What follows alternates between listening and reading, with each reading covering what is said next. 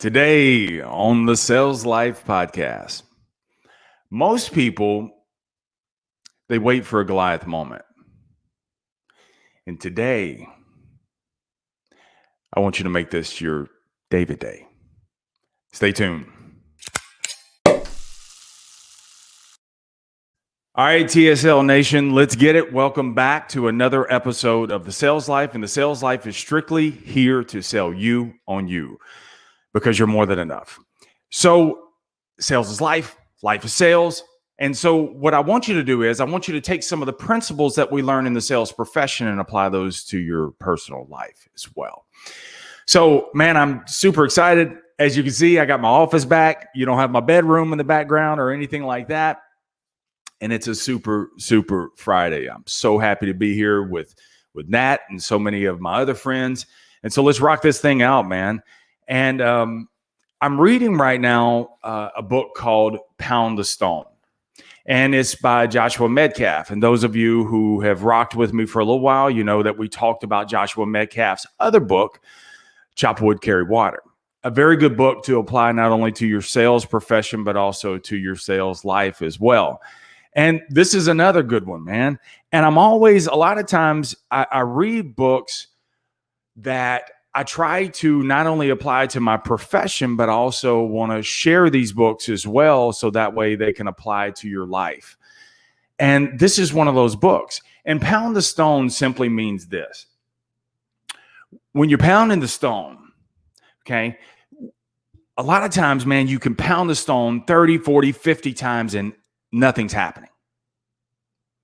And many times people look at that and say, Marsh, I've done this 40, 50 times. It's not working.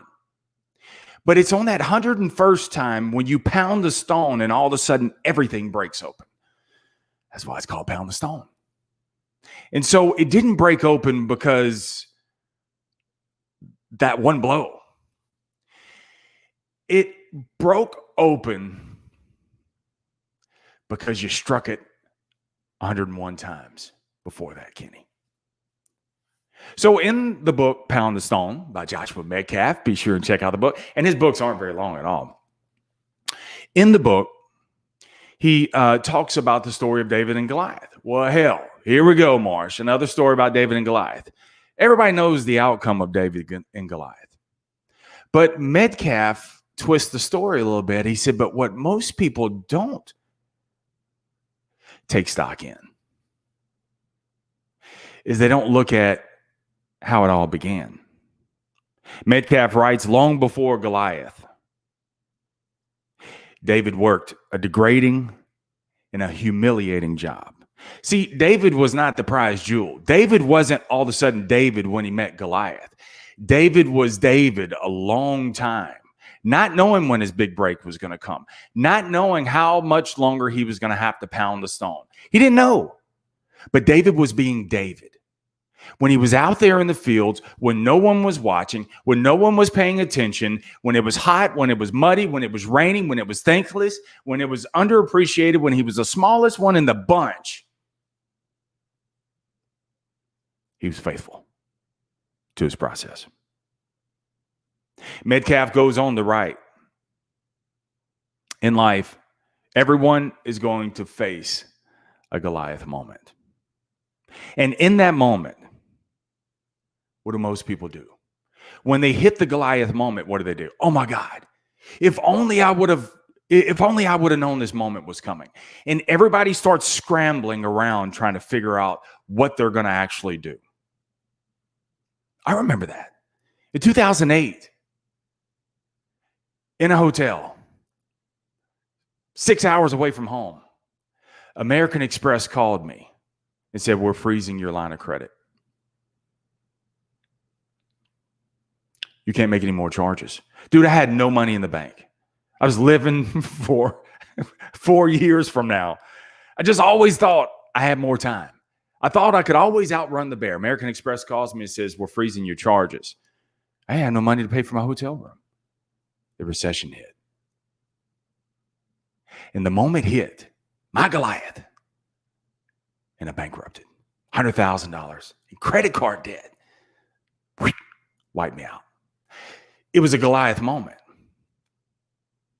And one thing I never want you to do is, I don't want you to wait for a Goliath moment. And whatever your Goliath moment is, I mean, you get all of a sudden slapped on the operating table and you got to have open bypass heart surgery. That's a Goliath moment.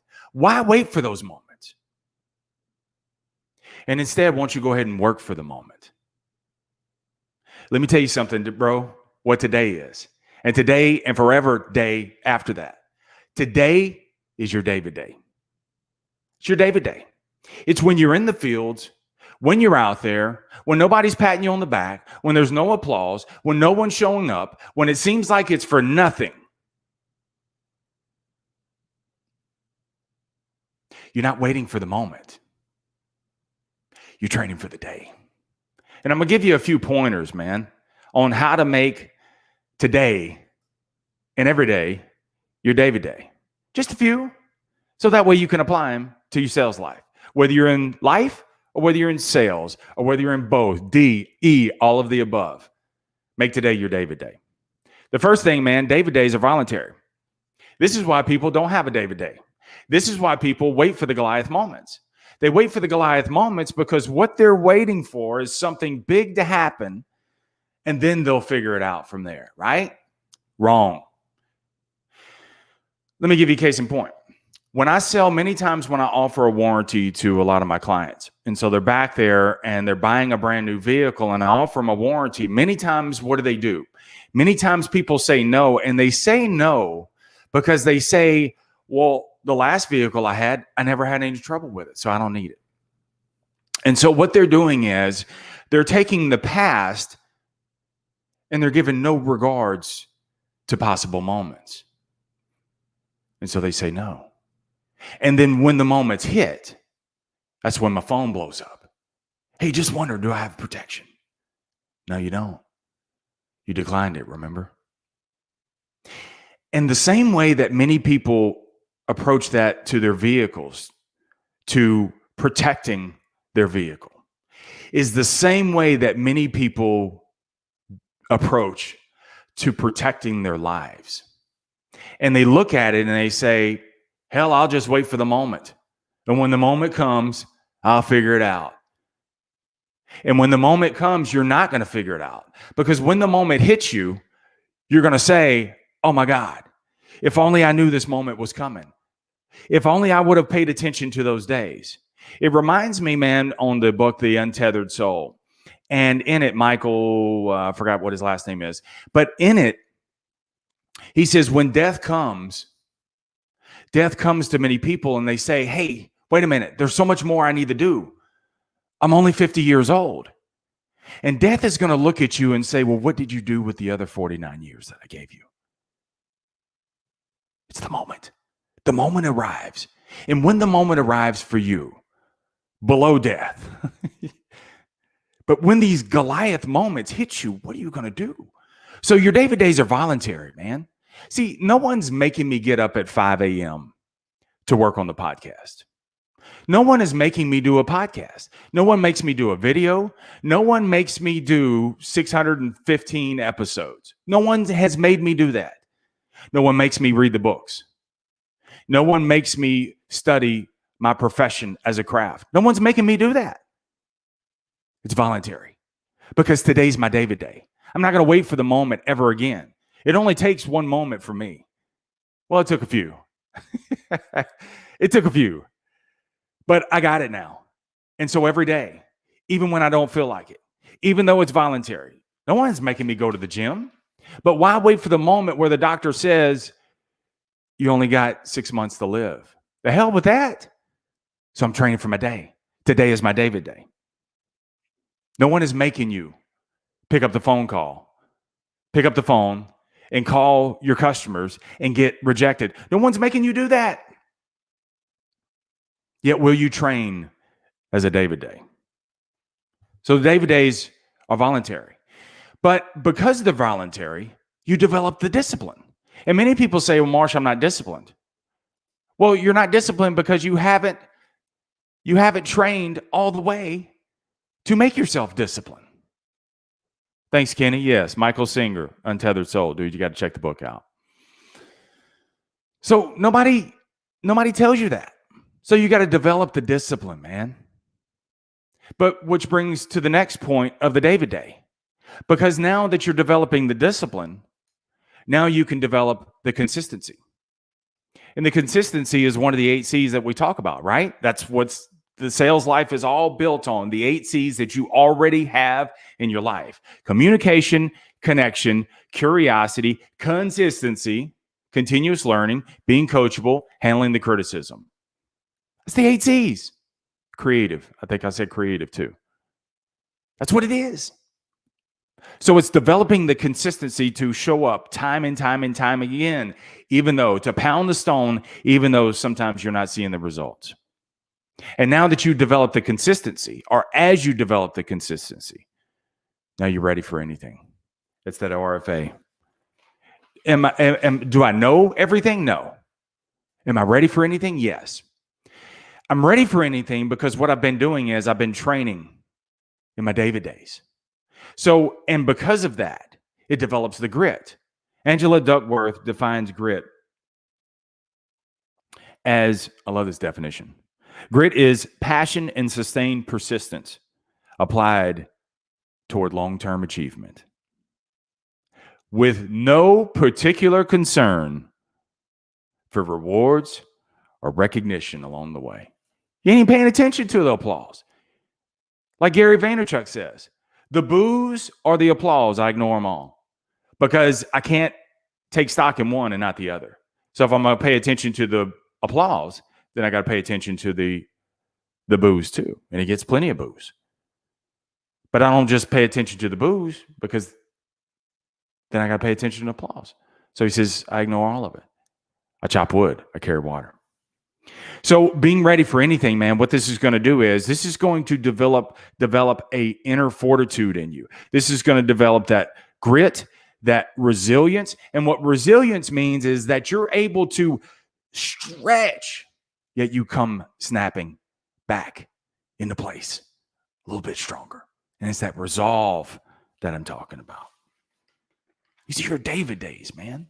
These are your David days, dude, where they're totally voluntary.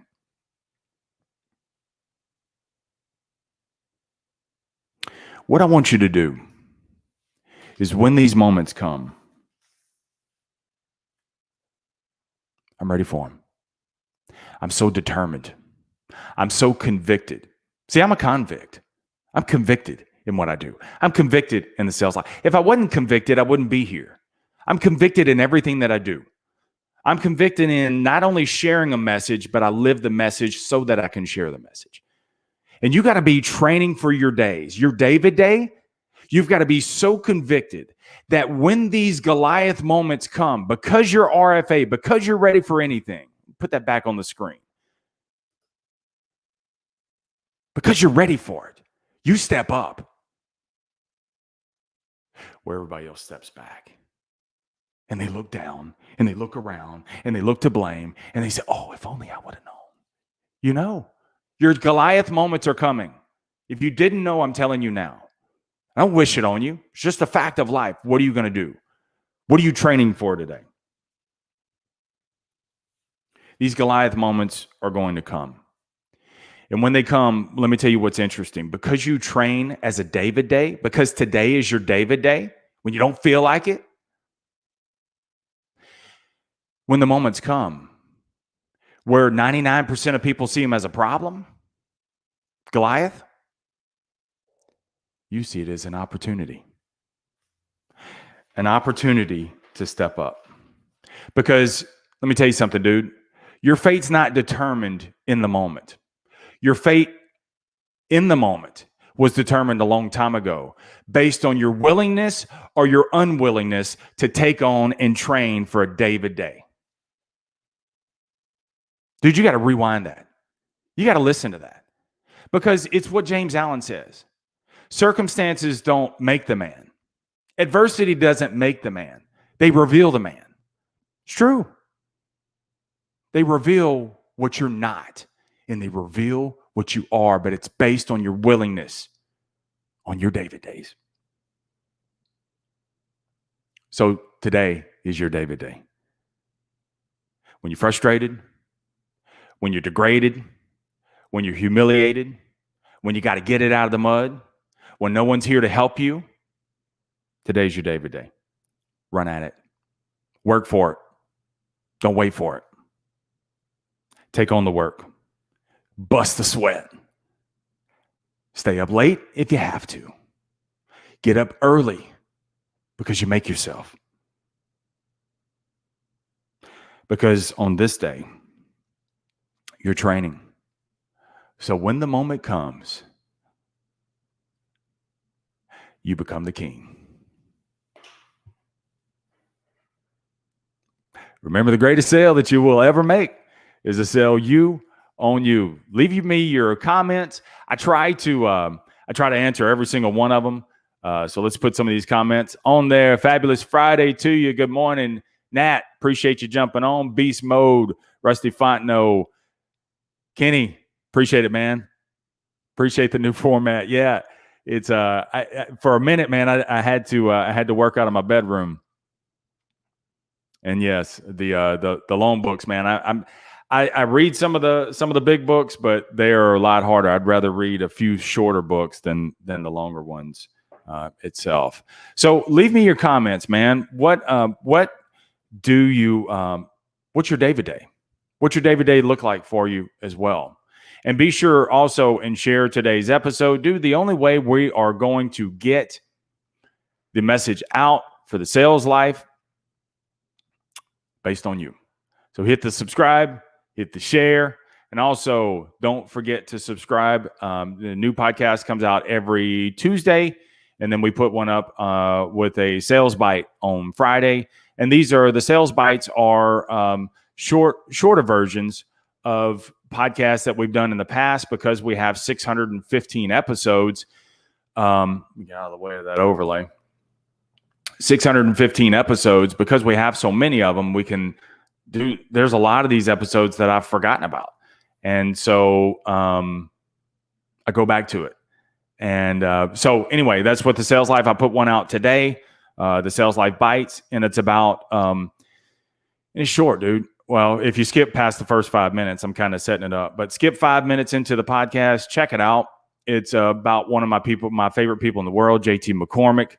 I got there, how he overcame racism, poverty, and abuse to achieve the American dream.